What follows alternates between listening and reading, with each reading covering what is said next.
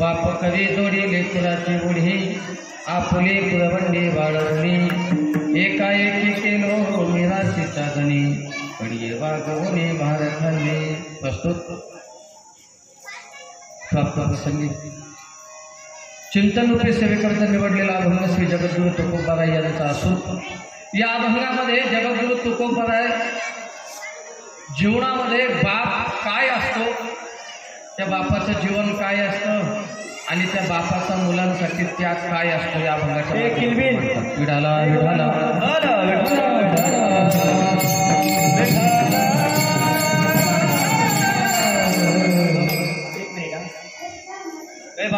पाण्यापासून विक्षेप होऊ लागला ना ठेवते पाणी सगळ्या लोकांनी लक्ष द्या, गप्पा मारू नका.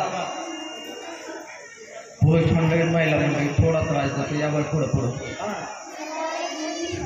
या पुढं पुढं कमी येऊ माहीत नाही पुढं या या या पुढं पुढं या महिला पुरुष मंडळी पण या तासभरच कार्यक्रम आहे आपला यावर पुढं पडतं विठाला विठाला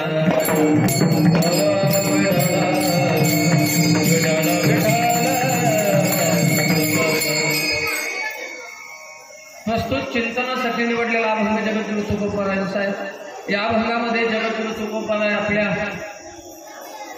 समाजामध्ये असणारा बाप त्या बापाचं व्यक्तिमत्व रेखाटतात. तुकोबारायांच्या जीवनातली पत्नी गेली. तुकोबारायांनी 4092 अभंग लिहिले. त्या 4092 अभंगामध्ये कुठेच बायकोचं वर्णन केलं नाही. याच्या पुढे जाऊन सांगतो. तुकोबारायांना संताजी महाराज संताजी नावाचा एक मुलगा होता. तो वारला लहानपणीच, त्याचंही नाव संताजीच होतं. त्या मुलाचं सुद्धा वर्णन कुठल्याच अभंगात सापडत नाही. तुकोबारायांचा सासरा वारला आप्पाजी बोळवे, त्याचंही वर्णन कुठल्याच अभंगात सापडत नाही. पण तुकोबाराय इतके विरक्त आहे. बायको मेल्याचं दुःख झालं नाही, मुलगा गेल्याचं दुःख झालं नाही, सासरे गेल्याचं दुःख झालं नाही, पण आई आणि बाप गेल्याचं दुःख जीवनात त्यांना झालं. त्यांनी त्यांच्या नावाच्या अभंग लिहून ठेवले. याचा अर्थ असा आहे, जगद्गुरु तुकोबाराय या जगापासून विरक्त असून सुद्धा आईन बापांपासून विरक्त होता नाही आलं. विडाला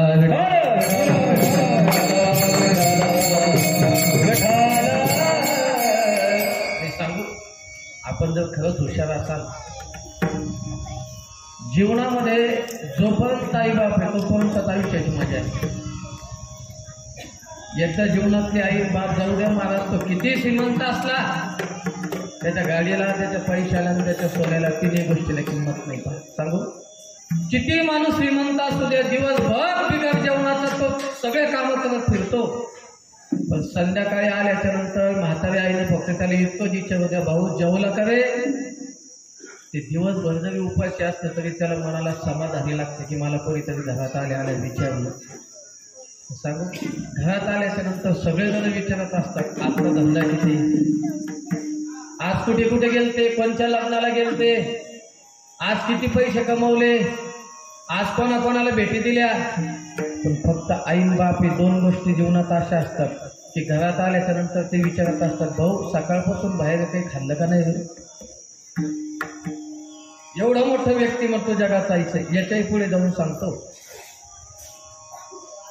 कदाचित तुम्हाला अनुभव नसेल, पण एखाद्याला संस्थेत येऊन पहा, ज्याला आईबाप आहे ना महाराष्ट्रात जीवनात खरे भाग्यवान आहे. मी सुरुवातीला बोललो बरं, महाराज ज्यांना जीवनात आईबाप नाही त्यांच्यासारखा भाग्य कोण नाही, कोट्याधीश असलं तरी. म्हणून मला असं वाटतं साने गुरुजींना सुद्धा म्हणावं लागलं, स्वामी तिन्ही जगाचा आई विना भिकारी, आई विना भिकारी, स्वामी तिन्ही जगाचा. ज्याच्या जीवनात आईबाप नाही ना बा, त्याच्या जीवनामध्ये तो हसताना बोलताना दिसत असतो, पण त्याच्या अंतःकरणामध्ये समाधान कधीच नसतं. आणि तोंडानं तो मुखावर किती दुःखी असू द्या, पण घरात गेल्याच्या नंतर आईकडं पाहिलं आपल्या बापाकडे पाहिलं आणि त्यांनी काय एकदा त्याच्या नजरेला नजर मिळवली की किती जरी कष्ट केलेला मुलगा असला तरी एका क्षणात त्याला झोप लागते. इतकी ताकद आईच्या बापाच्या नुसत्या नजरेमध्ये. विढाला विढाला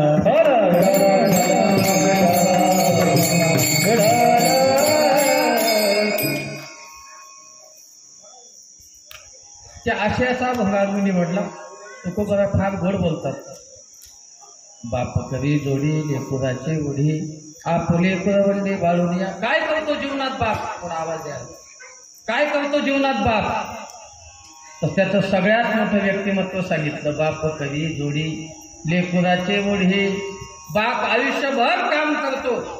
बापानं कर्ज काढलं असेल स्वतःला कलेक्टर व्हायसाठी का पोराला कलेक्टर करायसाठी. जगात एकही बाप असा नाही की स्वतःच्या आनंदासाठी कर्ज काढून गाडी घेतली. याच्या पुढे जाऊन सांगतो. जीवनामध्ये बापानं सगळ्यांसाठी सगळ्या गोष्टी केल्या. दिवाळीच्या दिवशी पोरगं म्हणलं मला कपडे घ्यायचे, बापानं कपडे घेतले. पोरीनं सांगितलं बाबा मला ड्रेस घ्यायचा, पोरीला ड्रेस घेतला. पत्नीनं सांगितलं साडी पाहिजे, पत्नीला साडी सुद्धा घेतली. पण बापानं स्वतःसाठी काय आणलं थोडंसं पाहिलं का? आपण कधी विचारू? दिवाळीच्या दिवशी सगळे नव्या कपड्यानं फिरत होते आपल्या घरात सगळे.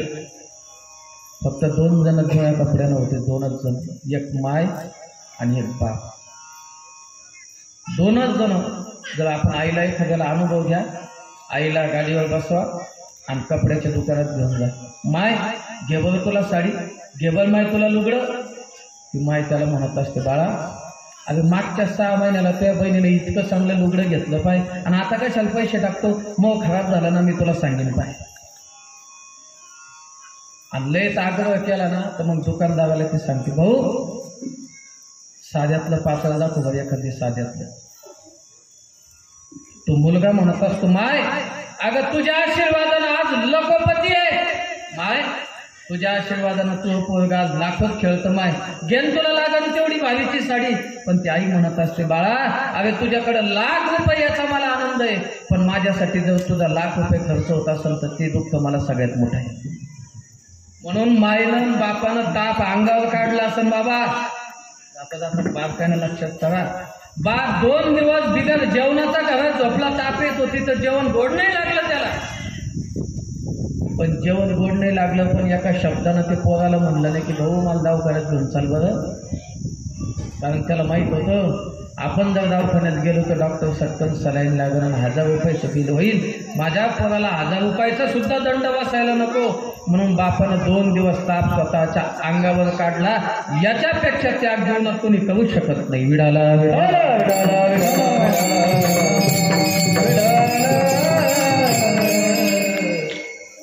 त्याचं जीवनभर काम काय असेल तुकोबा गोड शब्दात बोलतात. लेकुराचे ओढी आपुले कुरवंडे वाळवणे. बाप आयुष्यभर काम करतो. 3 शिफ्टमध्ये काम करतो माय बाप. 3 शिफ्टमध्ये. आता आपलं चांगलं आहे. आता आपल्याकडं पैसा आहे, बसायला गाड्या आहे, आपल्याकडं बंगला आहे, सिटीमध्ये आपलं चांगलं वजन आहे. पण सांगू आपल्या बापानं आपल्याला हे कमावून देण्यासाठी बाप 3दा शेतात गेला असं. बाप दिवसा त्यानं लोकांच्या शेतात खुरपण्या केल्या, लोकांच्या शेतात आवता आणले आणि संध्याकाळचं काम आपल्या शेतात केलं. का? त्याला ऊन लागत होतं म्हणून नाही.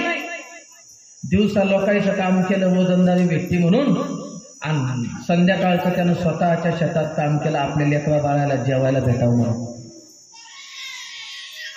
बाबा जाता जाता सांगेल बापाच्या जीवनात त्याग किती आहे.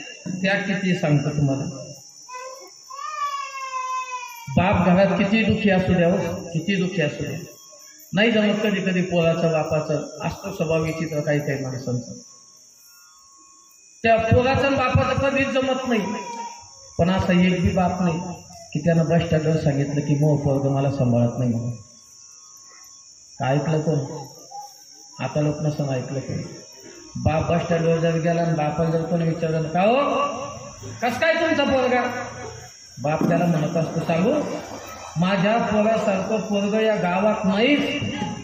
अहो सकाळपासून संध्याकाळपर्यंत 3दा विचारतं मला जेवले का नाही. कितीदा? 3दा. आपल्या पोराचं नाक समाजामध्ये खाली होऊ नये म्हणून बाप जगाची खोटं बोलतो इतका त्या बापाच्या जीवनात आहे. विठाला विठाला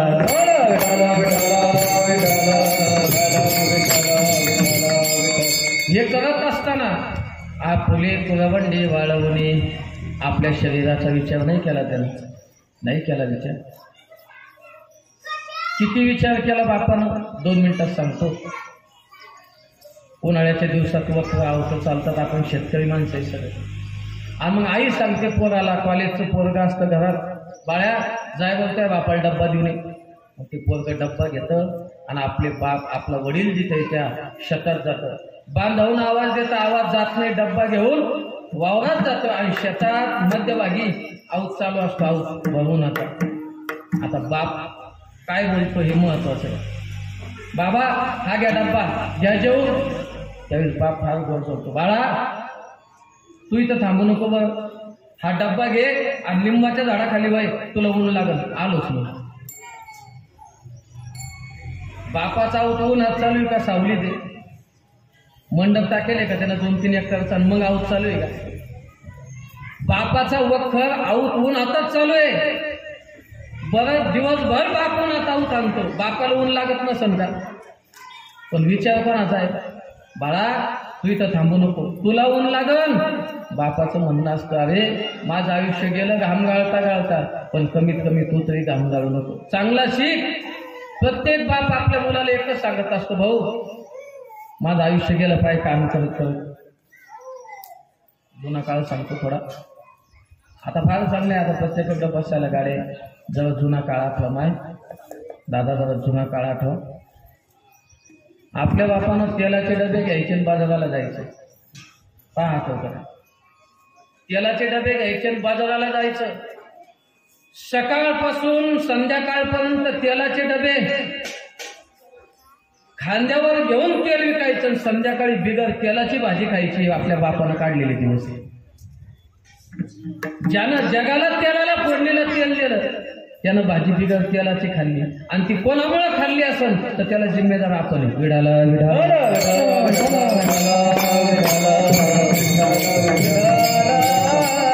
मला कितीतरी त्याग सांगता येईल. एवढा मोठा त्याग जीवनामध्ये बापाचा आहे. स्वतःच्या शरीराचा सुद्धा ज्यानं विचार केला नाही तो बघा फार गोड बोलतात. एवढंच नाही, एकाएकी केलो मिराशीचा धनी, कडिये वागवणी बार खांदी. बापाने जे जे काही कमवलं ना, पोराला एका झटक्यात मालक बाप करून गेला. एकाएकी केलो मिराशीचा धनी. जेवढं काही कमवलं होतं बापानं डोळे लावले आणि डोळे लावता क्षणी मालक कोण करून गेला? पोराला मालक करून गेला. कोण कोणाला देतो या जगात? अहो जर 50 रुपये जर कोणाला द्यायचं तर माणूस 4 वेळेस विचार करतो. 4 वेळेस. पण रक्ताचं पाणी करून हाडाचे काढा करून बापानं जेवढी काही संपत्ती जमा केली, बापानं नुसते डोळे लावले आणि सगळीच्या सगळी संपत्ती आपल्या पोराच्या स्वाधीन करून दिली. बरं डोळे लावताना सुद्धा काय मागितलो? असा एखादी बाप आहे का की त्या बापानं सांगितलं की माझ्यासाठी मी गेल्याच्या नंतर माझी समाधी बांधा, गेल्याच्या नंतर माझं मंदिर बांधा? एकही नाही. मरताना बाप फक्त इतकंच म्हटलं असेल, माझ्या पोरीला एकदा पाहू द्या आणि माझ्या पोराला एकदा पाहू द्या. जीवनही सोडला बाबा त्यानं. पोरगी होत जीवनही सोडला. यमाला थांबवून ठेवलं. मै सोन्यासारखी ताई माझी दिदी आल्याशिवाय याचा निरोप नाही घेणार मी. बापानं आयुष्यभर लेकरांसाठी कष्ट केले हो, पण मरत असताना सुद्धा बाबा त्या पोरांचा चेहरा पाहूनच बाप गेला आमचा. आणि बाप जायला लागला ना, सगळे रडायला लागले बाबा. ती पोरगी रडायला लागली, ते पोरगं रडायला लागलं. त्या पोरीचा हात धरला त्या बापानं. त्या बापानं पोरीचा हात धरला आणि तिला असं खुणवलं. बोलता येत नव्हतं बापाला, आवाज खोल जायला होता. तिनं काम केलं बापाच्या तोंडाजवळ काम केलं. त्या पोरीच्या कानात सांगितली, दिदी ऐक बाई, अगं तुझ्या डोळ्यात पाणी येऊ नये म्हणून उभं आयुष्य मी तुझं राखण केलं, तुझ्या डोळ्यात पाणी येऊ नये म्हणून. ताई आयुष्यभर तुला लागेल ते पोहोचवलं. मला माहित होतं माझ्या जवळकडे फार मोठी श्रीमंती आहे, पण तरी 2 किलो टमाटे तुझ्या घरी घेऊन आलो. माहिती आहे डोळ्यात पाणी नाही आलं पाहिजे म्हणून. आणि सांगू, तो बाप या जगाचा निरोप घेतो ना आज, मला हसत हसत निरोप दे. तू जर का आता वडली ना तर मला शांती नाही भेटायची माय. सांगू, बापाचं सगळ्यात मोठं प्रेम जगात जर कोणावर असेल तर ते फक्त तिच्या पोरीवर असतं. विठाला विठाला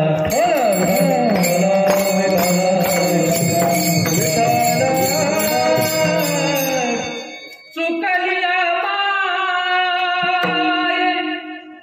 चुकलिया माये बाळ पाहे कैसे झाले माझ्या जीवा केव्हा भेटसी केशवा.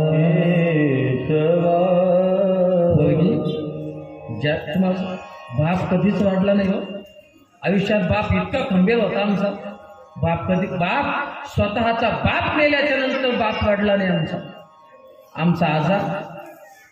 आमचा आजा गेला तेव्हा बाप वाढला नाही. म्हणजे बापाचा बाप गेल्याच्या नंतर बाप वाढला नाही. पण त्या बापाची सोन्यासारखी पोरगी जेव्हा नवरदेवाच्या गाडीत बसली ना, स्वतःचा बाप मेल्यावर बाप वाढला नाही. पण स्वतःची पोरगी जेव्हा 4 चाकाच्या गाडीत बसून दरवाजा लावतो ना, त्या दिवशी बापाला फक्त जीव जाण्याचा वेळ असतो, फक्त बास. त्याला किती त्रास होतो हे मी सांगू शकत नाही आणि तुम्ही ऐकू शकत नाही. याला जर काय होत असेल हे जर पाहायचं ठरलं तर मासा बाजूला काढायचा पाण्यातून. जी मासा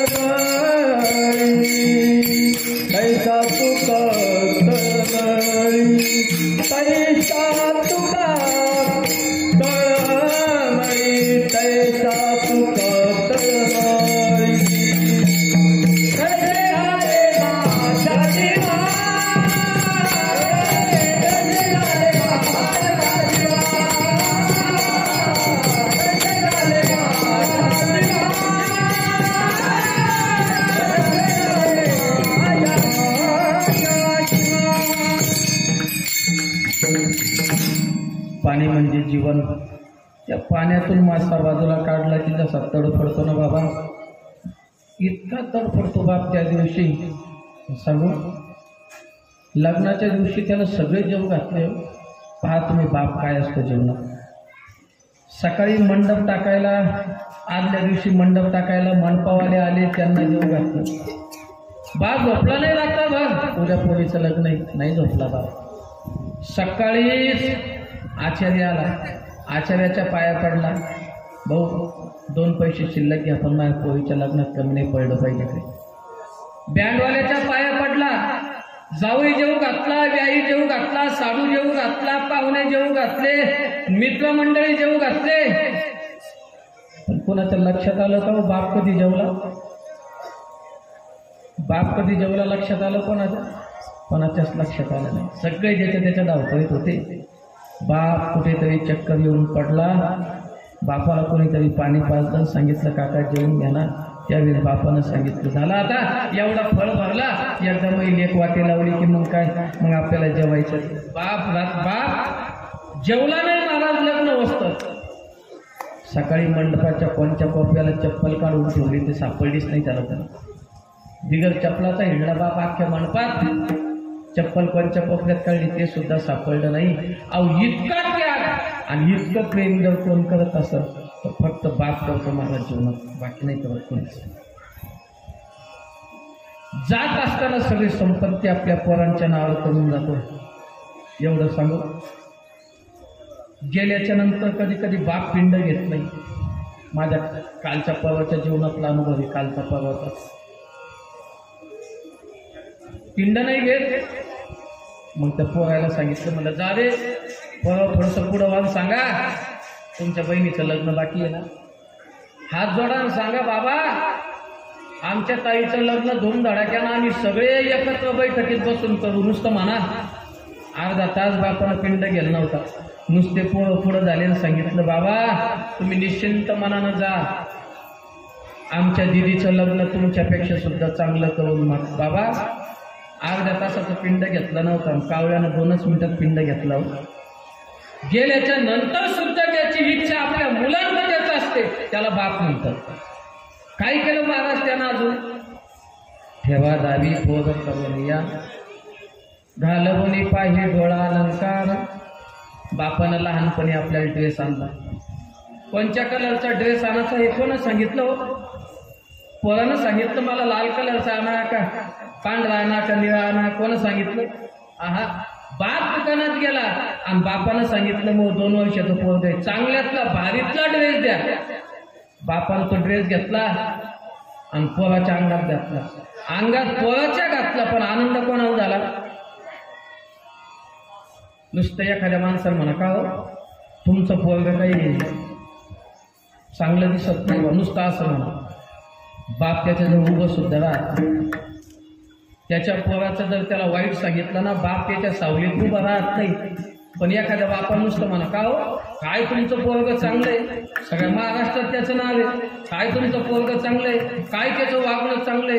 महाराज त्याला जेवल्याशिवाय जाऊ देत नाही. तो त्यानं वर्णन कोणाचं केलं? पोराचं. आणि पोराचं वर्णन केल्यामुळं बाप सुखी झाला. याच्या पुढे जाऊन सांगतो, ठेवा दावी पोर करून या.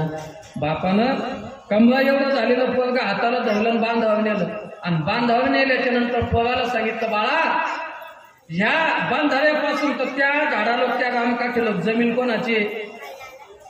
बाप म्हणला का माझी? काय म्हणला तो? ही जमीन आपली. आपली किती देईल ते पैसे रजिस्ट्रीला देणं? पोरानं बरं तलाठी सही करत नव्हता, फेर करत नव्हता, तर किती गड्ड्या रातच्या निघून गेल्या पोराला माहिती आहे का? सह्या करत नव्हते तर रातचे 10-10 हजाराचे बंडल पाहुण्याच्या घरी नेऊन टाकले, मग सह्या केल्या. माहिती आहे पोराला काही माहीत नाही. पण पोरग मोठं झालं, त्याच्या हातात धरतो, सांगतो, बाळा ही सगळी जमीन आपली आणि माझ्या नंतर तुझी.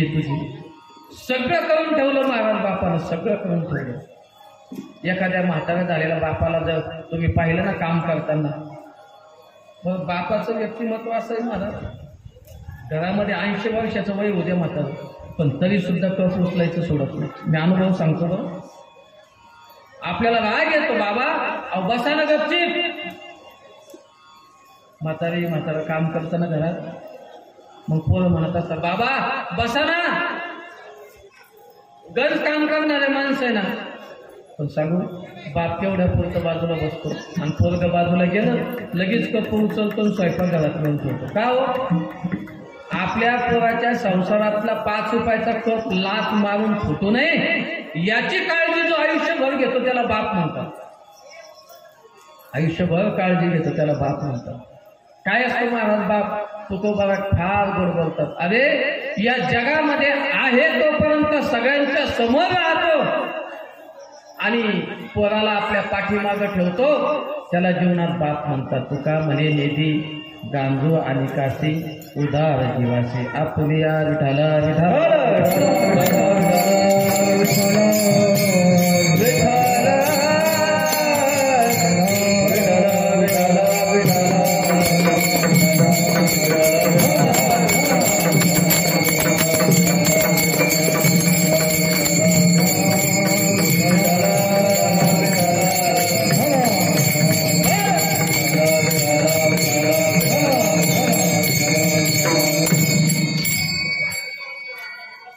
अभंगाचं सगळं भावात आपल्यासमोर सांगितलं.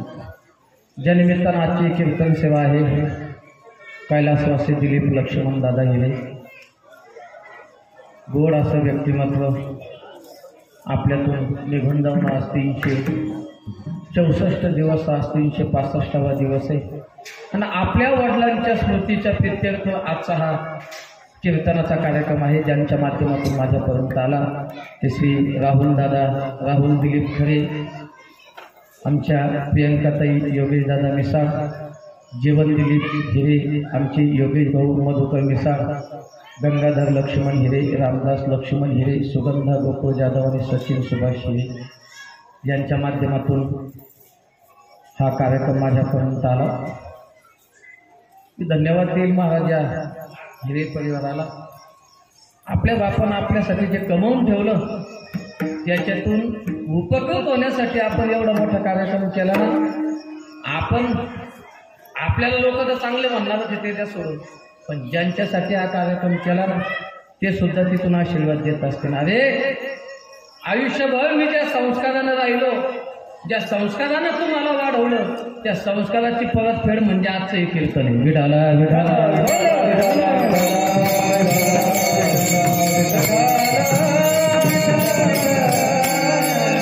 जाता जाता महत्वाच्या गोष्टी सांगून जातो.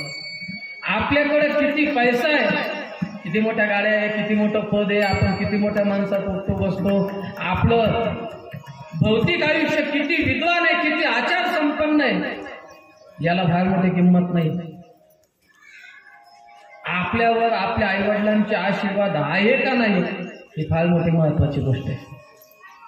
या समाजात काही लोक फार मोठे दिसत असतात, पण आपल्या आईवडिलांच्या जागी त्यांचं योगदान शून्य असतं.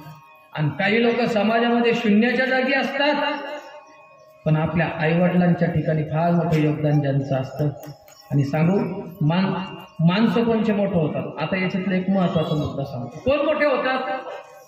ज्यांनी आईवडिलांचा शाप घेतला ते, ज्यांनी आयुष्यभर लोकांच्या कुटाळक्या केले ते, ज्यांनी लोकांचे बंधारे कोरले ते, का रातच्या गाड्या पेट्रोल काढले ते. कोण मोठं होतं समाजात? समाजात फक्त 2 लोक मोठे होत असतात. एक तर देवाचा आशीर्वाद पाहिजे, नाही तर आईबापाचा आशीर्वाद पाहिजे. विठाला विठाला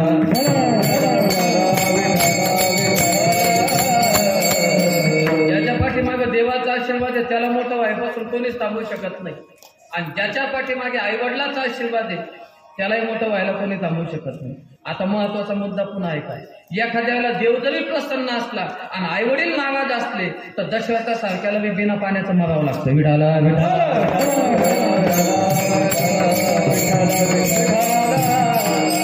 पण देव आपल्या जवळ नसल, पण आईवडिलांचे जर आपल्याला आशीर्वाद असेल तर कुंडलिकाच्या भेटी परत आले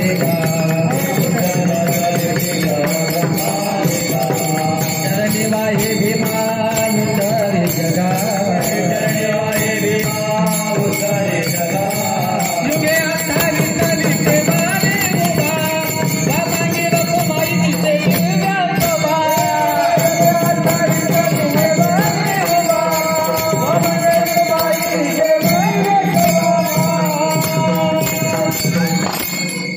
दोन्ही गोष्टी क्लिअर करून जातो. ज्याच्या जीवनात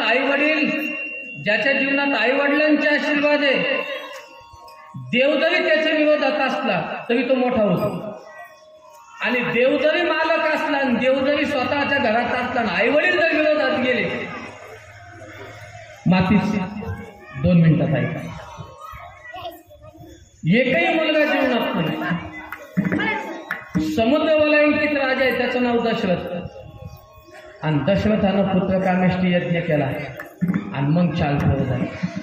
2 मिनिटाचा पाठीमागचा थोडा इतिहास आहे का. आईबापान जर शाप दिला तर तो किती मोठा असला तरी त्याला तो भोगावा लागतो. म्हणून आयुष्यात घेता आले तर आई वडिलांचे आशीर्वाद घ्या, शाप नका दिला. राजा एकदम शिकारीला गेला. सकाळपासून संध्याकाळपर्यंत शिकार पाहिली पण शिकार भेटली नाही. संध्याकाळच्या वेळेला एका तळ्याच्या काठावर लिंबाचं झाड होतं, त्या झाडाच्या पाठीमागे बुंद्याला खेटून बसला. आणि एखादी पाणी प्यायला येईल, सस हरिण वाघ सिंह काहीतरी पाणी प्यायला आलं की आपण शिकार करून घरी जाऊ, या विचारानं झाडाच्या पाठीमागे दशरथ बसला. आणि प्रारब्धाची गोष्ट आहे महाराज. लोक म्हणत असतात एक दिवस थांबले असते तर पोराचं लग्न झालं असतं. हा प्रारब्ध लय अवघड गोष्ट आहे का? लोक म्हणत असतात महाराज अहो अजून 2च दिवस जर थांबले असते तर पोराचं लग्न झालं असतं. पण पोराच्या लग्नाच्या दिवशी काय येते त्याची रक्षा? हे कर्म आहे महाराज. माणसाला प्रारब्धाच्या पुढे जाता येत नाही. आणि काही लोकांना असं वाटत असतं मग महाराज सगळ्याच लोकांना का तुम्ही बी त्याच्यात आहे? आम्ही जर त्याच्यात नसतो तर कशाला हातपाय दुखले असते आमची. विडाला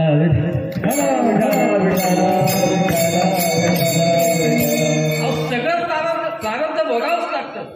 तुम्ही कीर्तनकार असा नाही तर तुम्ही डाकू असा. प्रारब्ध जर तुमचं चांगलं नसेल तर तुम्हाला ते भोगावं लागणार.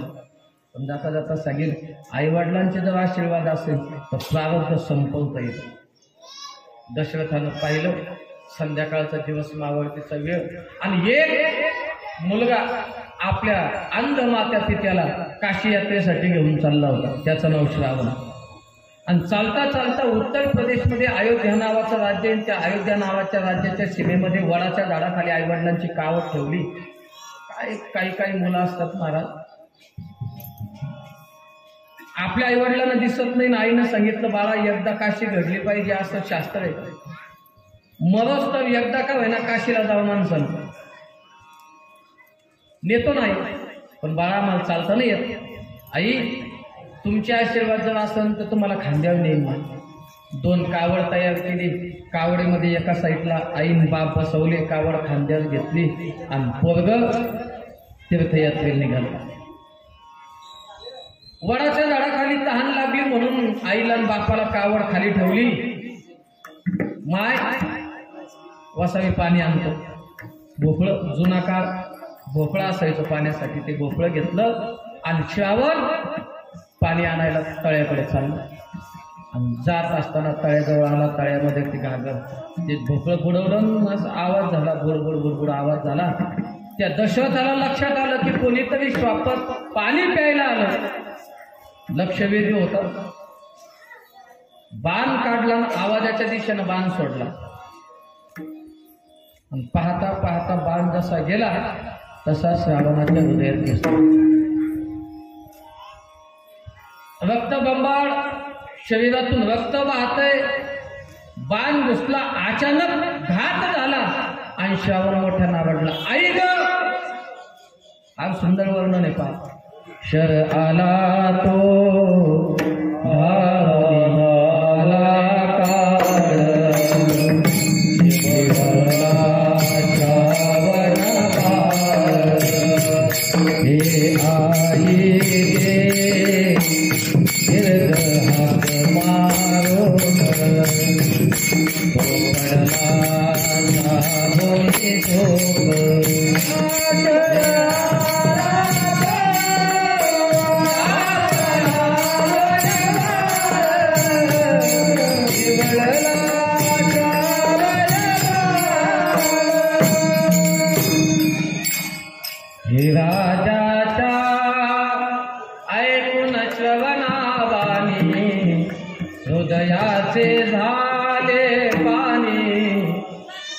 कविता होत्या उत्तम महाराज जुन्या काळात. आताच्या कविता म्हणायला लागल्या की आपल्याला उठून जावं लागतं मग म्हणावं लागतं. आता म्हणा जुना काळ इतका चांगला होता माय. आमची 70 वर्षाची म्हातारी सकाळी उठायची जात्यावर बसायची. दिवसभर लागतं तेवढे गहू बाजरी ज्वारी जात्याजवळ घ्यायची. जातं कळतं माय. जातं टायरावर सकाळ व्हायला पण असं ना अजून त्या जात्यावर बसायचं. माझ्या आईनं त्याच्यामध्ये दाणे टाकायचे आणि सकाळी सकाळी महाराज इतक्या गोड आवाजामध्ये जातं म्हणावं. सुंदर माझे जाते ग फिरते बहुतेकी ओव्या गाव कौतुके तोरे रे बाजला. सासू आणि सासरा दिर तो तिसरा ओव्या गाव भतारा तोरे रे बाज. 50 वर्षाचं पोरगा असायचं. 70 वर्षाची माय 80 वर्षाची माय 50 वर्षाचं पोरगा असावं. पोरग उठून यावं आणि कुठं झोपावं माहिती ना. आईच्या मांडीवर डोकं ठेवावं आता मांडीच राहिली नाही मांडी. मोठ्या मोठ्या गाद्या आल्या अशा उलांच्या, आणि आमच्या मायेची मांडी आमच्यापासून कधी लांब गेली आम्हाला कळालंच नाही.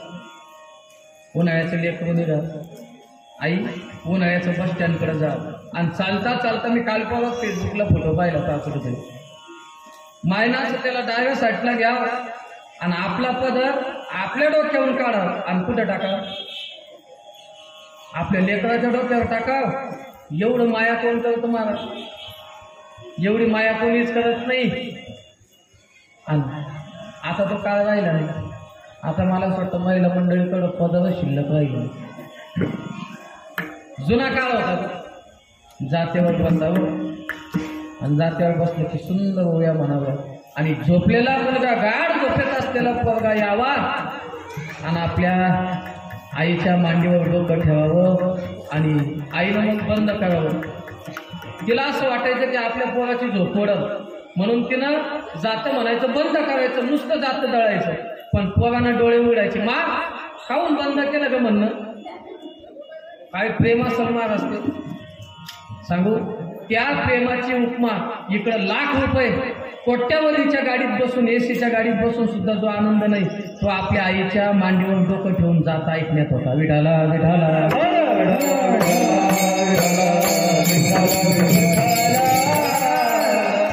दशरथानं आवाज ऐकला, पळत गेला. बाळा कोण तू. बाबा मला श्रावण म्हणतात, माझे वृद्ध आईबाप अंध आईबाप पाण्या वाचून झाडाखाली बसलेले. बाबा मी मेलो तरी चालतो पण माझ्या आईबापाला पाणी पाजाकडे. एवढी मातृपितृ शक्ती होती. पाणी घेतलं, श्रावण बाळानं देह सोडला. श्रावण बाळाला बाजूला ठेवलं, चितीवर ठेवलं गेलं. पाणी घेऊन आई वडिलांकडे दशरथ जातो, पण दशरथ बोलत नाही. पाणी हाताला लावलं आईच्या, पण आई आणि बाप घरी गेल्यावर अनुभव द्या प्रत्येकाने. संध्याकाळी आज घरी गेले की फक्त आपल्या आईजवळ आणि आपल्या वडिलांजवळ जा. नुसतं म्हणा बाबा चाल बरं जेवायला, माय चाल बरं जेवायला. त्यांचं उत्तर मी तुम्हाला इथं सांगतो, त्या दोघांचंही उत्तर एकच असं, भाऊ तू जेवला का, तू जेवला का, हे त्यांचे उत्तर असतं. त्या आईनं सांगितलं बाळा तू पाणी घेतलं का. श्रावण बोलत नाही, कारण तो कोण नव्हता, तो श्रावण नव्हता, तो दशरथ होता. आणि दशरथाला माहिती होतं अंध लोक हुशार असतात, इतके हुशार असतात अंध लोक. तुम्ही 100ची नोट द्या आणि सांगा 500ची, ते बरोबर सांगतो 100ची. एक आंधळा माणूस रस्त्याच्या त्या कडेला होता. औरंगाबादमध्ये कथा चालू होती, तर पलीकडे जायचं होतं. म्हणलं काका चला मी सोडतो तुम्हाला. मी त्याच्या हाताला धरलं, पण त्यानं ते माझ्या हाताला झटका दिला. माझ्या हातातला हातानं सोडून घेतला आणि त्यानं माझ्या हाताला पकडलं. म्हणलं बाबा हे सारखंच झालं, मी तुमच्या हाताला पकडणं काय, तुम्ही माझ्या हाताला पकडणं काय. म्हणले तुमच्यासाठी सारखं आहे, माझ्यासाठी नाही. म्हणलं असं करू. ते म्हणे असं आहे, डोळस माणसाचा भरोसा नाही. मध्यभागी गाडी आली मग हात सोडून द्याला. मग अंध माणसं हुशार असतात. पाणी पित नाही अंध. बाळा का बोलत नाही, बोल ना. आईच्या बापाच्या जीवनात एकच मोठं दुःख असतं बरं. आपला पोरगा गाडीत बसून येतो, मोठ्या बंगल्यात राहतो, त्याच्या पाठीमागे 10-5 लोक फिरतात. त्यांची अपेक्षा असते तो अजून मोठा व्हावा. पण दादा माझी एक गोष्ट ऐका, दिवसातून फक्त 2दा आपल्या आईला बोलत जा, 2दा आपल्या बापाला बोलत जा. 2दाच. मी तुम्हाला म्हणणार नाही तुम्ही अर्धा तास आई बापाजवळ बसा. फक्त सकाळी आईला आणि बापाला विचारायचं बाबा तब्येत बरी आहे ना, आई जेवली का. आणि संध्याकाळी एकदा विचारायचं माय तुझी तब्येत बरी आहे का, आणि बाबा तुम्ही जेवले का. एवढंच लागतं आई बापाला. आणि आई बापाशी पोरगं जर बोललं नाही ना मग तर जीवनामध्ये त्यांना असं वाटतं की आपण मेलेलं बरं. काय करावं असून नसोनी, आमच्या जीवाच नाही कोणी. लय जपला मी पोराला तर हाताच्या पोळाला, जित्यापणी हे मरण आमचं आम्ही डोळ्यानं पाहिलं पाहिलं पाहिलं. लगीन झालं बरं माय बाप सोडून पोरगं एकडं राहिलं. लगीन झालं बरं माय बाप सोडून पोरगं एकडं राहिलं.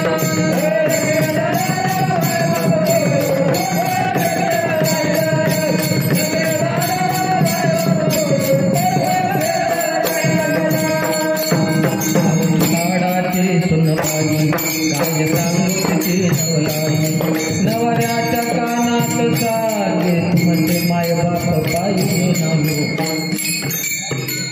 कीर्तन झाल्यावर घरी जाणे आपल्याला आई बापाला सगळ्यात मोठं तेच दुःख असतं महाराज. आपलं पोरग बोललं नाही ना की सगळी संपत्ती असून सुद्धा त्यांच्यासाठी ती माती असते आणि बोलत नाही श्रावण. आणि मग आईनं सांगितलं बाळा तुला जर आमचा इतका राग आला असेल तर चला मला घरी घेऊन नको नेऊ काशीला. मग दशरथाचं नाईलाज झाल्यानं सांगितलं बाबा आई मी तुमचा श्रावण नाही. श्रावण नाही म्हटल्या म्हटल्या आईनं जीव सोडला. पुढचं ऐकलंच नाही. बाप होता बाप घडायला लागला. काय झालं माझ्या श्रावणाला? बाबा तुमचा पोरगा माझ्या हातून चुकीनं मारला गेला, घ्या पाणी. बापाने सांगितलं आई आमच्या म्हातारपणाची काठी तो आमच्यासाठी शिल्लक ठेवली नाही. शाप देतो तुला, तो पाणी तर घेणार नाही पण शाप देतो तुला. आम्हाला एकच होतं पण तो पाणी पाजायला शिल्लक ठेवलं नाही. तुला सुद्धा शाप देतो, तुला एक नाही 4 पोरं होतील पण जेव्हा तू मरशील पाणी पाजायला एकही जागेवर नसेल. हा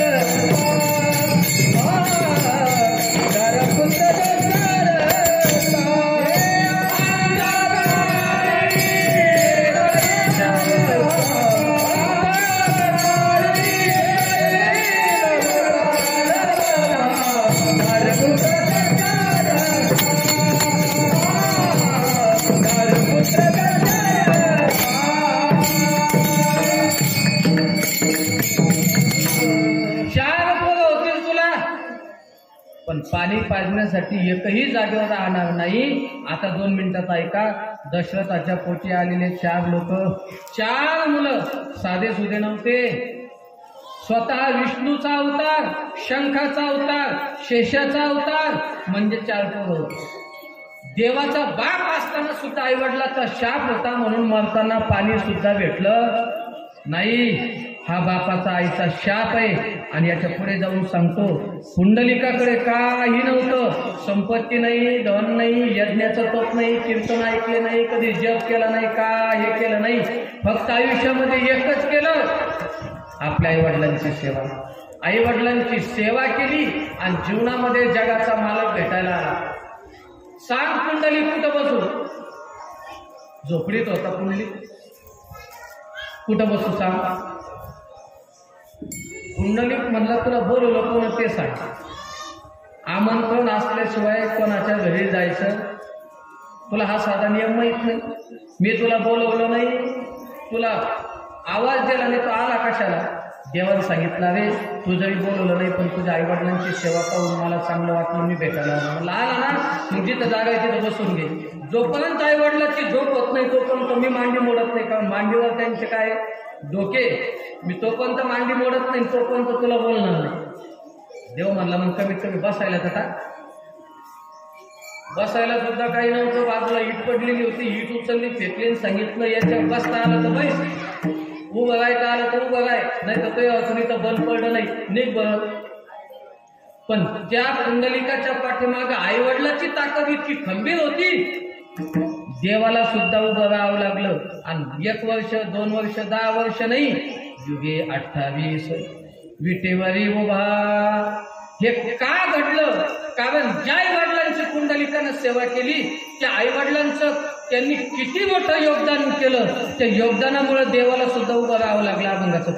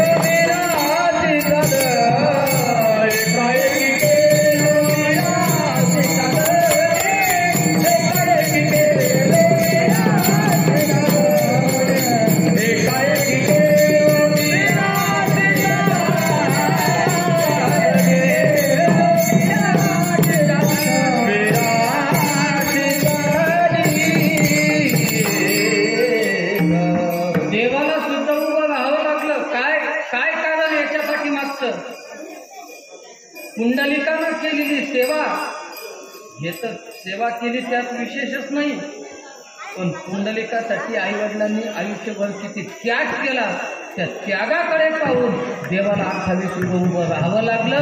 मग किती किती त्याग केला. बाप कवी जोडी लेकराचे ओढी आपुले गुरवंडे वाढवणे, किती मोठा त्याग केला दादा जीवनात. 2 मिनिटात ऐका. आपल्या आईनं आणि बापानं किती मोठा त्याग केला पहा. लक्षात आलं. पोरानं जीवनात पहिली गाडी घेतली मोठी, पोरानं जीवनात पहिली मोठी गाडी घेतली आणि पोरानं फोन केला घरी, मा. मी मुद्दा मा म्हटलं बरं, मम्मी नाही म्हटलं मी, कारण मा म्हणण्यामध्ये जे प्रेम आहे ते मम्मी म्हणण्यात कधीच नाही. आणि सांगू, माणूस किती हाय क्वालिफाईड असू द्या, किती उच्च शिक्षित असू द्या, माझ्या 2 गोष्टी जाताना ऐका. घरी किमान जेवत असताना तोंड लावून पाणी प्या ग्लासाला, गुडघे कधीच दुखणार नाही. आणि 2,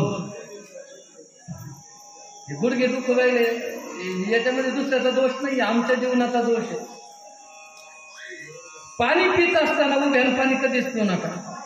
तुम्ही प्या उभ्यान, तुम्ही बसल्यावर गोळ होईल जरा, तुमच्यासाठी नाही सांगत. उभ्यान पाणी प्यायचं नाही. 2-3 नियम जाताना ऐकून जा. संसार चांगला करायचा तर ऐका, कीर्तन तर आपलं होणारच नावं, पण माणसाचा संसार चांगला व्हायचा असेल तर 4 गोष्टी सांगून जातो. पहा पटल्या जाऊ. जिस घर पर आदर मान नहीं उस घर पर जाना ना चाहिए, उस घर पर जाना ना चाहिए. चाहे बेटा कितना हो प्यारा उसे सर पर बिठाना ना चाहिए. चाहे बेटा कितना हो प्यारा उसे सर पर बिठाना ना चाहिए. चाहे बेटी कितनी हो लाडली उसे घर घर घुमाना ना चाहिए. चाहे बेटी कितनी हो लाडली उसे घर घर घुमाना ना चाहिए. चौथा नियम सांगतो, हजार जड जाईल तुम्हाला ऐकायला, पण ऐकून पहा, तुमचं आयुष्यात कल्याण झाले तर राहणार नाही. चाहे बीवी म्हणजे बायको पत्नी, चाहे बीवी कितनी हो प्यारी उसे भेद बताना ना चाहिए. चाहे बीवी हो प्यारी उसे भेद बताना ना चाहिए.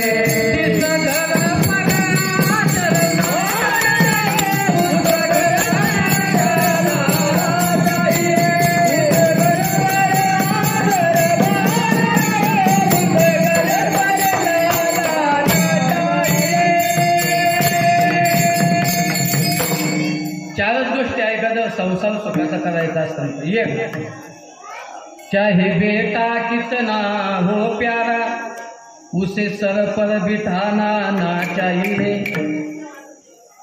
त्याला जोपर्यंत कमवायचं डोकं येत नाही, मी मुद्दाम शब्द डोकं वापरलं बरं, मी वेगळा वापरला असता, पण सगळे सुशिक्षित माणसं. त्याला जोपर्यंत कमवण्याचं डोकं चांगलं येत नाही तोपर्यंत चाव्या त्याच्या हातात देऊ नका. दिल्या बापाला कुठं मान खाली घालायला लावून त्याचं त्याला जाऊन विचारा, मी नाही सांगत. एका बापानं मूर्खपणा केला आयुष्यात, त्याचं अख्खं राज्य बुडालं. हाय का नाव येतं का लक्षात कोणाला? बाप विद्वान असताना सुद्धा आपल्या पोराच्या मूर्ख पोराच्या हातात चाव्या दिल्या आणि अख्ख्या घराला कुलप लावलं. त्याचं नाव धृतराष्ट्र. काय गरज होती दुर्योधनाला राजा करायची? काहीच गरज नव्हती, पण वळवळ जास्त होती ना. मोठं पोरगं घातलं मातीत मोठ्या पोरात. पहिला नियम जर सुखी व्हायचा असेल तर पोराला जोपर्यंत चांगली वागण्याची बुद्धी जोपर्यंत येत नाही त्याला मोठं करू नका समाजात. पहिला नियम. दुसरा नियम, जिस घर पर आदर मान नहीं उस घर पर जाना ना चाहिए.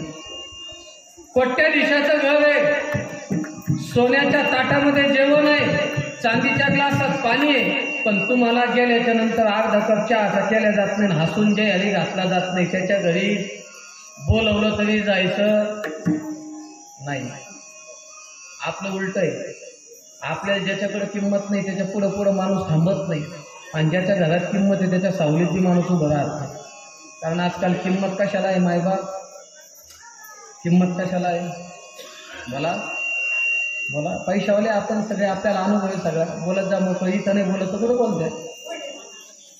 आणि तुम्हाला सांगू, ही एकच जागा मोकळं बोलता येतं बघा. ती बी जर युट्यूबला कीर्तन नाही गेलं तर नाही, याच्यातून बी कधी के चांगलं टीन सांगता येणार नाही. विढाला विढाला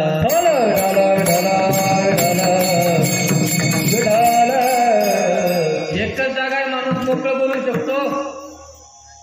किंमत पैशाला. जाता जाता सांगतो, दारासमोर मोठी गाडी थांबली, 60-70 लाखाची बेज गाडी थांबली.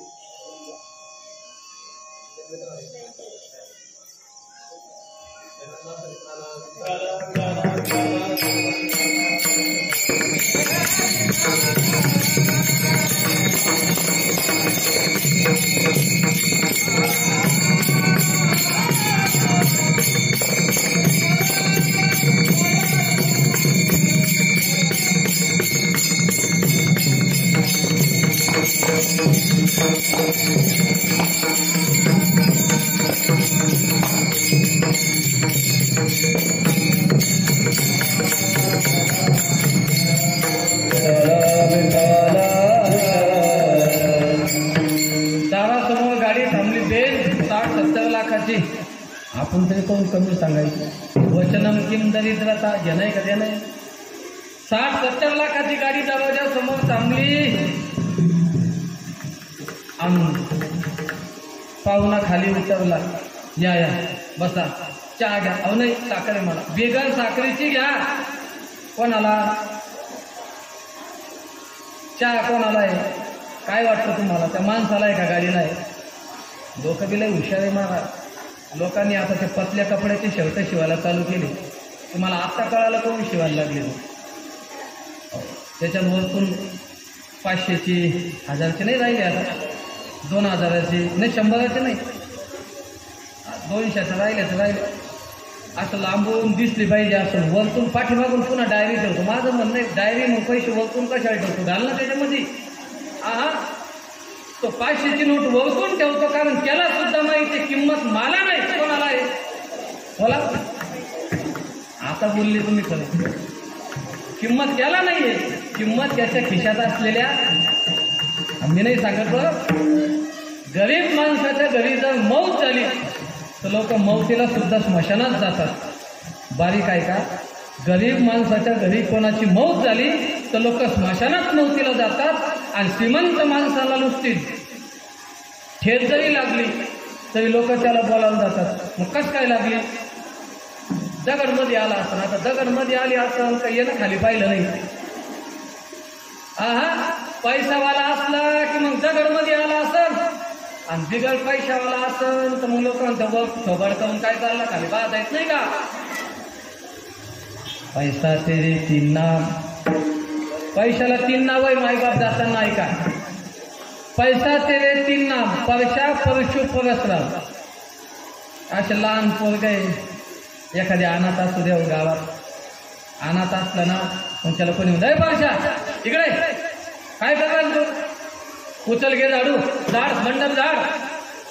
पण तोच परशा थोडासा मोठा होतो, 10वीला चांगली टक्केवारी पाडतो, शाळेत पाहायला येतो, लोक त्याचा सत्कार करतात. मग म्हणतो परशुराम चांगले टक्के पार्टी बोलतो. कधी?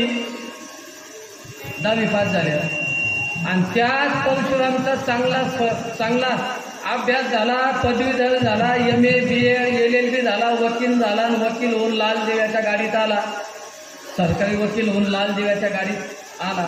आणि आल्याच्या नंतर जे त्याला परश म्हणत होते तोच लोक साहेब आले, साहेब आले. कोणते साहेब? परशुराम साहेब. वसुदेवाची ऐकावारी, वसुदेवाची ऐकावारी, जगात रे राम रे, दाब करी काम रे, दाब करी काम रे, दाब करी काम रे, दाब करी काम रे, दाब करी काम रे, दाब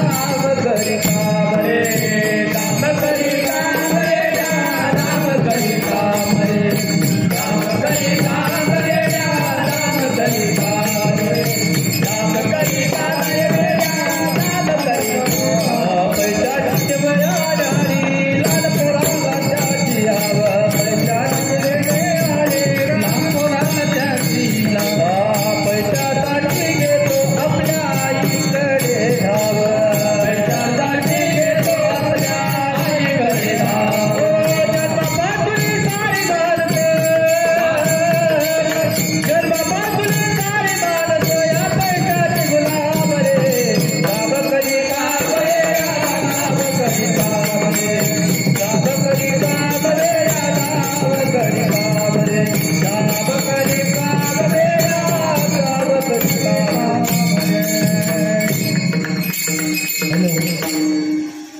दाब करी काम येड्या. जीवनामध्ये पैसा महत्वाचा आहे. पैसा धनवंता लागी सर्व मान्यता हे जगी. ज्याच्याकडे पद, ज्याच्याकडे पैसा आणि ज्याच्याकडे प्रतिष्ठा आहे, लोक ज्याच्याकडे लोळण घेत येतात. आणि ज्याच्याकडे पैसा नाही, पद नाही, प्रतिष्ठा नाही, लोक त्याच्या मोतीला सुद्धा उशिरा जातात. ही जगाची रीत आहे.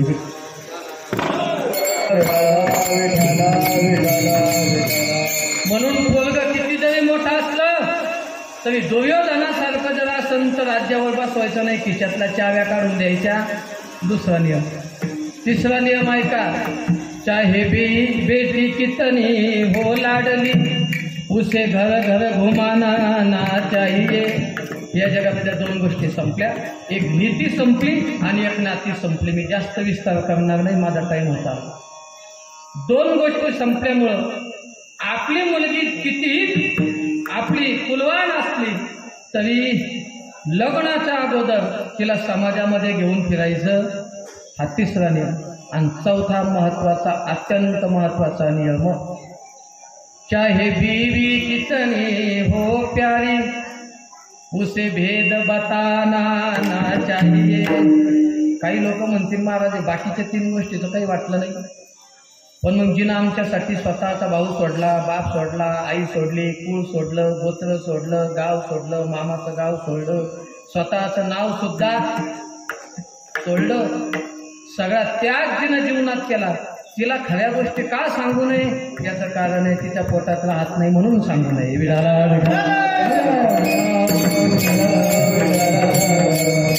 माझं तुमचा काही वय नाही बरं, पण मी सावध करून जाऊ राहिलो आमच्या दादा काका मामा लोकांना. तुम्ही का जर तुमच्या मनातली दुय्य गोष्ट फोडली की तुमचं काम चांगलंच घडेल.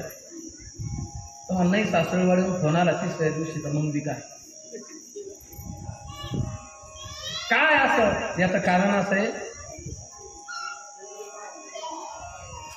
एक गाढव कुंभार होता. कुंभाराचं रोजचं काम होतं माती आणणे, मडके घडवणे. एक दिवस कुंभार डोंगरात माती खांदायला गेलं, कांबा एवढं गड्ड खणलं, माती घेतली, निघणार तेवढ्यात खाली काहीतरी लागलं. जुना काळ. त्याला उतरून पाहिलं तर सोन्याचा हांडा होता. त्याला असं वाटलं आता आयुष्यभर कमाई करायची गरज नाही. त्यानं तो हांडा मातीत घेतला, गाडवर ठेवला, घरी आला. घरी आला, बायको एकटीच होती. बायको सांगितलं, हे पाय कोणाला सांगू नको, तुला म्हणून सांगतो, आपल्याला आयुष्यभर काम करायची गरज राहिली नाही. इथून पुढं तुला लोकांच्या शेतात जायची गरज राहिली नाही, मला माती आणायला जायचं काम राहिलं नाही, आपल्याला कष्ट करायचं काम राहिलं नाही. फक्त एकच, आपल्याला हंडा सापडला हे कोणाला सांगायचं नाही. ऐकलं ना तुम्ही? हे कोणाला सांगायचं? ते म्हणे अजिबात सांगणार नाही. ती दात जास्त होतं. ती तोंड राहायला शेजारणीकडे गेली. आता कशाला गेली ते नाही सांगणार मी तुम्हाला, पण ती तोंड राहायला शेजारणीकडे गेली. तिला सांगितलं बाई तो कळालं काय? मग काहीच नाही. मग माझ्या मालकाला हंडा सापडला. हंडा मग पितळाचा असेल. मग बावळट आहे काय? पितळाचा नाही, सोन्याचा आहे. सोन्याचा. मग किती का असेल? 10-5 किलो असेल. बरं झालं बाई, लय वनवन होती तुमची सांगायला. पण बाई माझ्या नावाला मला सांगितलं होतं कोणाला सांगू नका. माव लय जीव होता पहा तुमच्यात म्हणून तुम्हाला सांगितलं, तुम्ही कोणाला सांगू नका. ते म्हणले आज वाटलं. ते तोंड गेलं सगळ्यात धुतलं आणि हे चहा प्यायला तिसरीकडे गेली. त्याला चहा पिताच त्याला सांगितलं. त्याला काही कळायला का? म्हणजे काय आमच्या शेजारच्या कुंभाराला हंडा सापडला. म्हणजे मग सापडी झाला येडीच म्हणजे सोन्याचा येतो. तिनं कप तसाच ठेवला खाली आणि राहील चहा शेजारणीला घेऊन गेली तिसरी. आणि बस स्टँडवर गेला आंघोळ करून तोपर्यंत. आणि ती इकडून गेलं तर सांगत ती इकडून बस स्टँडवर आलं. पुन्हा त्याला जे म्हणले तुम्हाला हंडा सापडला म्हणे. ते म्हणे 8 तास झाला, इतक्या लवकर पांगलं. तिची इच्छा नाही सांगायची. आता मूळ मुद्दा आहे का? आपल्या पतीची खरी गोष्ट शेजारणीजवळ सांगणं हा तिचा दोष नाही, हा तिला दिलेला शाप आहे. विडाला विडाला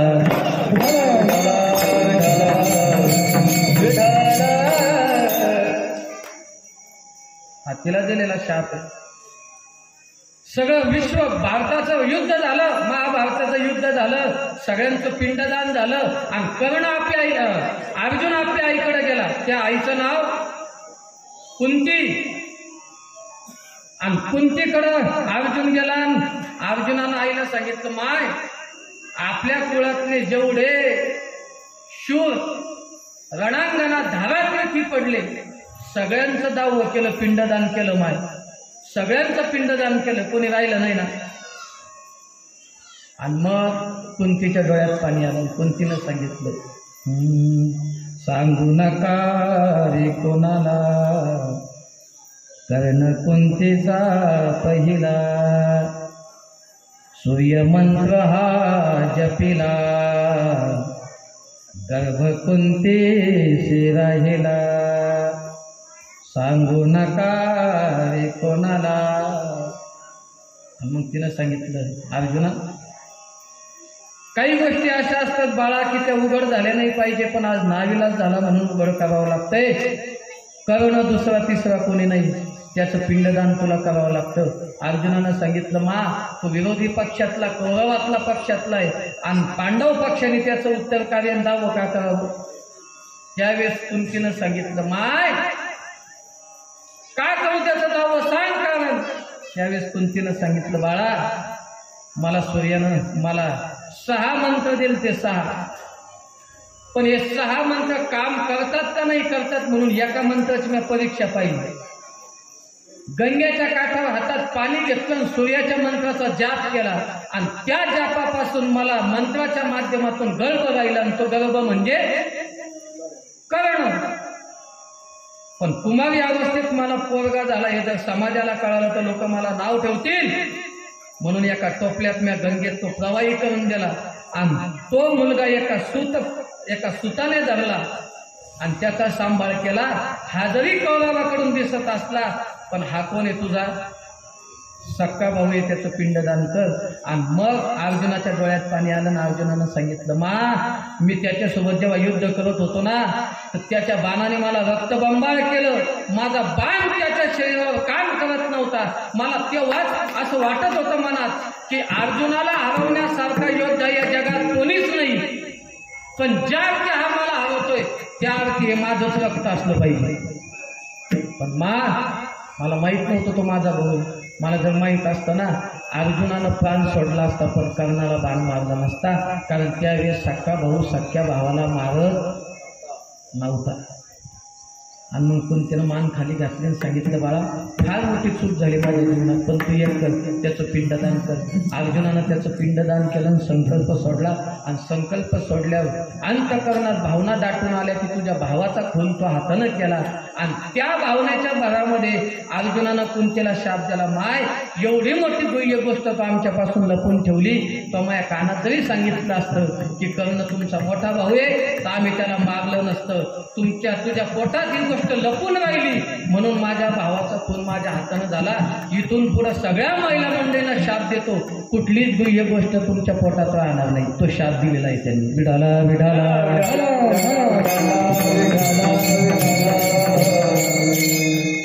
जीवन जगत असताना माणसानं चांगलं जीवन जगावं, या 4 न्यायाने जीवन जगावं. आणि या 4 रीतीनं जीवन जगला की संसार सफळ झाला म्हणून समजा. आणि संसार सुखाचा करत असताना ज्या आई वडिलांनी आपल्यासाठी आयुष्यभर त्रास सहन केला त्यांचं प्रेम, त्यांच्याविषयी कृतज्ञता, त्यांच्याविषयी जागृत भावना आपल्या अंतःकरणात ठेवाव्या. काय केलं महाराज त्यांनी, बाप कवी जोडी लेकुराची ओढी आपुली कुलबंदी वाळून या. काय असतो महाराज बाप, माझा वेळ संपला, 5 मिनिटं घेतो. काय असतो जीवनात बाप, 2च मिनिटं सांगतो, सेवा आटोपते घेतो. जीवनामध्ये बाप हा असा व्यक्ती असतो त्याच्या आपल्या पहिल्या श्वासापासून तर त्याच्या शेवटच्या श्वासापर्यंत जो फक्त आपल्या मुलावर प्रेम करतो त्याला बाप म्हणतात. काय असतो बाप, बाप स्वाभिमानी बाना, बाप कणकर कणा त्याच्या हृदयात सुद्धाला जाळूच्या वेदना. बाप पहाडासारखा असतो महाराज, त्याचे पहाडाची छाती, त्याचं हृदय गुलाब, त्याच्या घामाच्या थेंबाना हिऱ्या मोत्याचा बाब. बापानं आयुष्यभर घाम गाळला, आयुष्यभर घाम गाळला फक्त पोरं सुखात झोपवायच्यासाठी. बापानं रात्रीचं उठावं, फॅन खाली पोराला टाकावं, बापानं वरची गच्चीवर झोपायला जावं. का?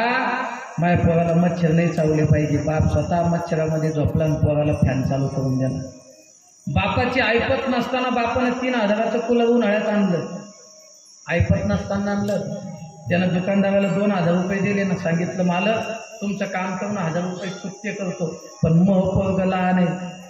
बापाच्या खिशात पैसा नव्हता, पण पंच्या बापानं पोराला साधं पावडर लावलं सांगा ना. बापानं आयुष्यभर तोंडाला पावडर नाही लावलं मावा का लावलं? आयुष्यभर पावडर नाही लावलं, पण बाप पोराला लावण्यासाठी पावडर घ्यायला गेला ना, तर बापानं 200 रुपयाचं डबा आणलं पोराला. किती? 200 रुपयाचं डबा आणलं. बापाचे जर कपडे पाहिजे ना, कधी बापाचे कपडे फाटलेले असतात. वरती किती चांगला सदरा चांगला असू दे, बाप जेव्हा सदरा काढून फुटेला लटकवतो ना, तर बापाची बन्यान पहा फक्त एकदा. किती श्रीमंताचा बाप असू द्या, किती श्रीमंताचा, त्याचा 2 ठिकाणी तरी कपडा फाटलेला असतो. आणि मग आपण म्हणू बाबा एवढी श्रीमंती तुमच्या आशीर्वादानं घ्या ना एक ड्रेस. त्यावेळेस तो बाप म्हणतो अरे नवे ड्रेस घालून तरी कुठं मला लग्नाला उभं राहा नाही. आता नवे ड्रेस घालायचं वय कोणाचं आहे? तुमचं आहे. बापानं मरस्तर कपडे घेतले नाही महाराज, मरस्तर. सांगू बापानं कोणच्या बँकेत किती एफडी आहे. बापाला ज्या दिवशी चाहूल लागली, बापाला ज्या दिवशी पहिला अटॅक आला, त्या दिवशी बापानं पोराला जवळ घेऊन बसवलं, सांगितलं बाळा हे पाहिजे वही, आपल्याला याच्याकडून इतकं ये नाही, त्याच्याकडं तितकं दे नाही, बँकेत माझ्या नावाने इतके, त्या मायला चांगलं सांभाळ, आणि जाता जाता तुला सांगतो मग नाही काही करता आलं तर कर गड्या, पण त्या मायला चांगलं सांभाळ करू, त्या बहिणीला अंतर देऊ नको. मरताना बापानं पोराला सांगितलं.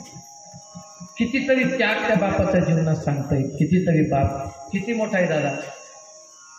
घर बाय कोणी मुले यांना सांभाळण्यासाठी, घर बाय कोणी मुले यांना सांभाळण्यासाठी, शिव्या शापया जगाचे घेतो आपोल्याच माथी. 2 मिनिटात ऐका. बापाला फोन वाजू द्या घरात. 50 बाप घरात फोनवर बोलला नाही. बापानं फोन पाहायचा, सायलेंट करायचा, उठायचं, लांब जाऊन बोलायचं. का? कारण बापाला माहिती आहे स्लॅबचं घर फार मोठं बांधलं, पण कर्ज कोणाकोणाकडून आलेले ते फक्त बापाला माहिती आहे. याची भनक घरात लागली नाही पाहिजे. माझी झोप उडाली तर चालते, पण माझ्या चिंतेमध्ये माझं घर चिंतेत नाही पडलं पाहिजे. बापाला खरं गोष्ट कर. आणि सांगू बापाला गाडता आलं नाही, बापाला गाडता आलं नाही. बरं बाप इतका वाईट आहे का? कीर्तनकारांनी आईच सांगितली, कादंबरीवाल्यांनी आईच सांगितली, मालिकामध्ये आईच मोठी दाखवल्या गेली. मुलगा शपथ सुद्धा घेतो कोणाची? आईचीच घेतो. बाप शपथ सुद्धा घ्यायच्या लायकीचा नाही का? आम्हाला पेढे वाटणारी आई लगेच दिसली, पण पैसे नसताना मित्राकडून 500 रुपये उधार देऊन पेढ्यावाल्याकडून 2 बॉक्स आणून किचन रूममध्ये ठेवणारा बाप आम्हाला कधी दिसलाच नाही ना, कधी दिसलाच नाही. बाप रागवताना दिसला, बाप मारताना दिसला, बाप खेकसताना दिसला, पण तो काऊन रागवला? जरा 2 मिनिटं डोळे लावून विचार करा ना बाबा. पोराच्या खिशात तंबाखूची पुडी सापडली, बापानं 2 दणके पोराच्या तोंडात दिले आणि पोरगा कमी रडलं, पण बाप 2 दिवस मनाला खात होती, मी उगाच माझ्या पोराला मारलं, उगाच माझ्या पोराला मारलं. पोरगा 4 दिवस बोललं नाही, पोरगा 4 दिवस बोललं नाही. बापाच्या मनात विचार केला, काय वाईट केलं? हाडाचे काळं करून पोराला मोठं केलं, एकदा एक चापट मारली म्हणून पोरानं माझ्याशी बोलू नये. बाप मारताना दिसला असेल, पण का मारलं बापानं सांगू? तुम्ही कुंभार पाहिला, कुंभाराच्या एका हातामध्ये थापटणी असते उजव्या हातात, आणि डाव्या हात पाण्यात बुडवतो, आणि मडकं घडवणं झालं की पाण्याचा हात आतून लावतो आणि वरतून कशानं आणतो? थापटण्यानं आणतो. जीवनात हे मडकं घडवण्यासाठी आई म्हणजे मायेचा हात आहे आणि बाप म्हणजे थापट नाही.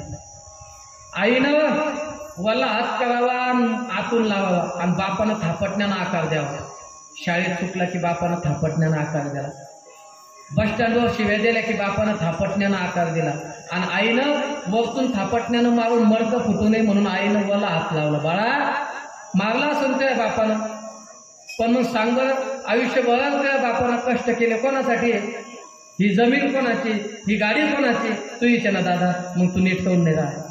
आईनं सारव करायची. एवढं मोठं जीवनात बाप आहे. काय असतो बाप? बाप घराचा तो पाया, माय कळस त्यावर, जेव्हा खचतो ना पाया, तेव्हा कोसळते घर. जीवनातला बाप गेला ना महाराज. आई घराचा कळस असते, माय घराचा पाया, बाप घराचा पाया असतो. पाया खचला की घर पण मरायला जास्त वेळ लागत नाही हो, जास्त वेळ लागत नाही. बापाचे केस पांढरे झाले असतील पोराचा विचार करू करू, बापाचे गुडघे दुखले असेल पोरासाठी धावपळ करू करू, बाप आयुष्यभर खंगून खंगून मेला माय पोराला नोकरी लागली नाही म्हणून. बाप मरताना सुद्धा लोकांच्या पाया पडत होता, माया पोराचं चांगलं झालं पाहिजे याच्यासाठी काहीतरी करा. बाप एकदा दोनदाच रडला. जन्मभराचे रडतो लेक जाताना सासरी. कधी रडतो बाप? बाप फक्त एकदाच रडतो. कितीही कठोर बाप असला, बाप फक्त पोरगी ज्या दिवशी माहेराला जाते ना सासरी, त्या दिवशी रडत असतो. इतका मोठा बाप या जगामध्ये असतो. आणि तेच व्यक्तिमत्व कैलासवासी दिलीपदादा हिरे आपल्यातून निघून जातात. मला काळाच्या पडद्याआड गेलेला सूर्य दुसऱ्या दिवशी पाहता येईल, ढगाच्या पलीकडे गेलेला सूर्य 5 मिनिटं थांबून तो पुन्हा पाहता येईल. पण एकदा आमचा म्हातारा बाप आणि म्हातारी आई या जगाला सोडून गेली ना महाराज, की लोकांच्या आईबापाकडे फक्त असं डोळे मोठे करून पाहावं लागतं. आपला बाप आपल्याशी बोलत नाही, आपली आई आपल्याशी बोलत नाही. आईनं किती प्रेम केलं महाराज. ही छोटी छोटी मुलं आहे आमच्याकडं, याच्यात काही मुलं अनाथ आहेत. जेव्हा बाकीचे मुलं त्यांना भेटायला येतात ना महाराज, ज्यांना आईवडील आहे ना, रविवारी कधीतरी त्यांना बिस्किटचे पुढे त्यांना घेऊन तेव्हा ते भेटायला येतात ना. ज्यांना आईबाप नाही ना, ते फक्त त्यांच्याकडे पाहतात महाराज, फक्त त्यांच्याकडे पाहतात. आणि लांब एका झाडाखाली बसतात, लांब त्यांच्याकडे पाहू. काय काऊन बसला इथं? बाबा सगळे येतात हो, पण माझी आई माझे वडील का नाही येत मला भेटायला? तुम्ही फोन करा ना त्यांना. आपण म्हणा बाबा, अरे तुझे आई वडील फार लांब राहतात रे, त्यांना येणं शक्य नाही. त्यावेळेस ते सांगतात, बाबा त्यांना सांगा भाड्याला पैसे लागले तर चालेल, मला बिस्किट आणू नका, मला कपडे घेऊ नका बाबा, मी फाटलेला ड्रेस घालीन, पण एकदा माझ्या आईला मला बोलू दे बरं, एकदा आईला बोलू दे. कितीतरी प्रेम महाराज. आई उपाशी झोपते, आई बाप उपाशी झोपतो, पण आपले पोरं कधीच उपाशी झोपू देत नाही, त्याला आई वडील म्हणतो. म्हणून कधीतरी या ऐश्वर्याच्या जीवनातून बाहेर या आणि कधीतरी एखाद्या अनाथाश्रमाला भेट द्या, कधीतरी एखाद्या संस्थेला भेट द्या. आपल्याला आई वडील आहे, आपण किती भाग्यवान आहे हे तिथं गेल्यावर समजन. ज्ञानेश्वर माऊली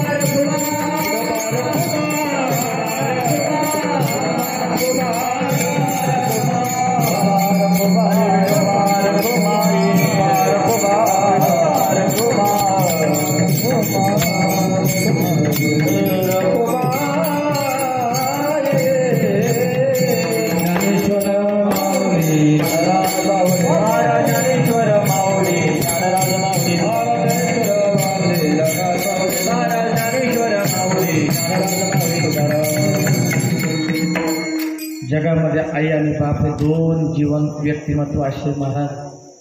पांगलेल्या जीवनाला आकार देण्याचं काम केलं आईनं आणि बापानं. उद्ध्वस्त झालेल्या जीवनाला जागेवर बसवण्याचं काम केलं आईनं आणि वडिलांना.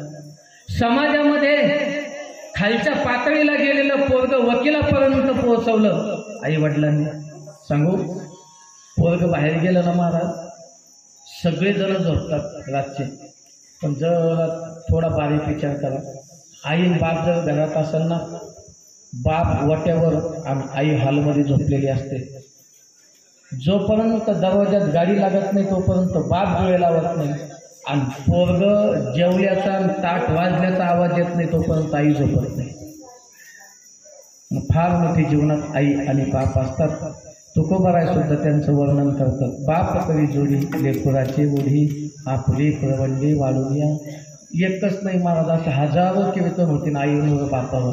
कितीतरी बोलता येईल, कारण जाता जाता सांगेल. आज एवढ्या समाजामध्ये आमच्यासारखं लहान लेकरं बोलतं. मला असं वाटतं याच्या पाठीमागे सुद्धा कोणाची ताकद असेल तर आमच्या आईवडिलांची ताकद आहे.